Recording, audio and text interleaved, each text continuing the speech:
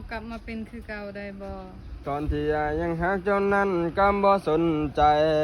คนที่เจ้าว่าหักเป็นหยังตอนนี้คือเสียใจ เจ้าบ่ต้องมาทักมันคงจะกลับไปบ่ได้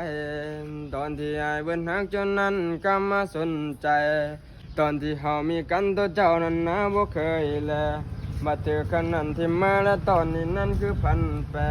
เมื่อก่อนที่เฮาคบกันก็บอกได้เลยห่างแท้ไอ้เก็บได้เลยตอนนั้นคนที่หักจริงก็คือแม่ เจ้าบ่ต้องมาบอกบ่ฮักบ่หึงบ่ห่วงไอ้ตอนนี้เมื่อก่อนที่เฮามีกันสิบอกสิรู้และกันดี